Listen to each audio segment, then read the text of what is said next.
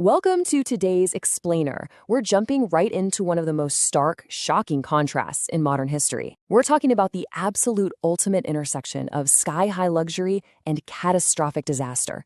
It's a story that gripped the entire globe and literally permanently altered the course of human travel. Okay, let's dive into this.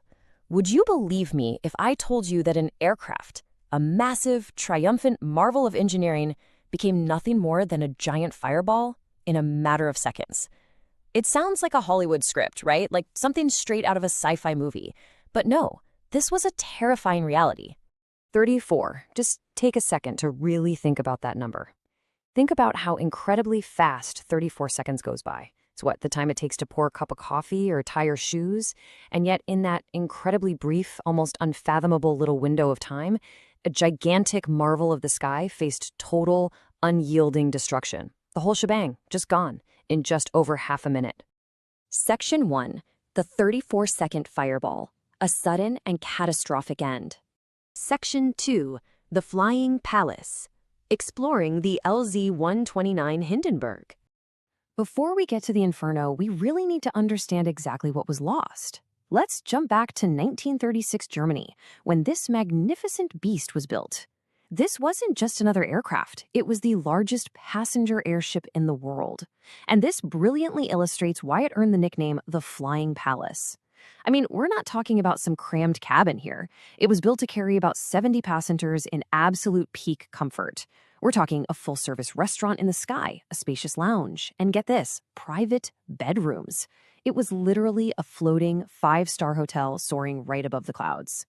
But as you can probably guess, that kind of unparalleled luxury definitely came with a catch. Back then, a single ticket to board the Hindenburg set you back about $400. Now, I know $400 might not sound all that astronomical today, but when you adjust that for inflation, you're looking at thousands and thousands of dollars in today's money. This exclusive marvel was highly, highly restricted. Only the ultra-rich, the absolute elite of society, had the privilege of actually traveling in this flying palace. And you know, that intense luxury makes our tragic timeline all the more devastating. We start in 1936, when the magnificent LZ-129 Hindenburg is built in Germany, just full of promise. Then we jump forward to that fateful day, May 6, 1937. The airship is majestically preparing to land in Lakehurst, USA. And then, 0 seconds. The nightmare begins. A sudden fire breaks out on board, and in a mere 34 seconds, the entire airship is completely destroyed.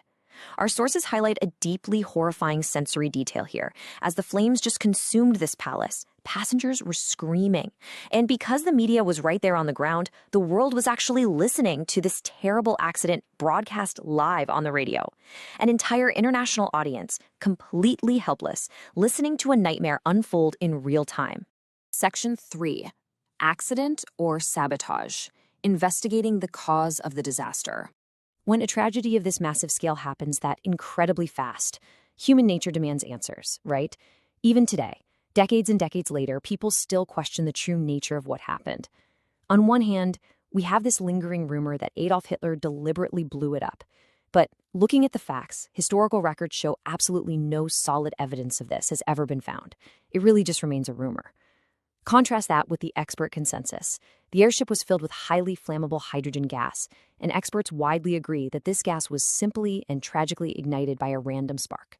Section 4. The end of airships, the lasting legacy of the 34-second fireball. So, the crucial point is this.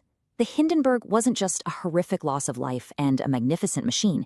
It caused a permanent ripple effect across all of human transportation. The era of passenger airships in the world almost entirely ended. I mean, just look at the finality of that word. Ended. The sheer visceral horror of the disaster.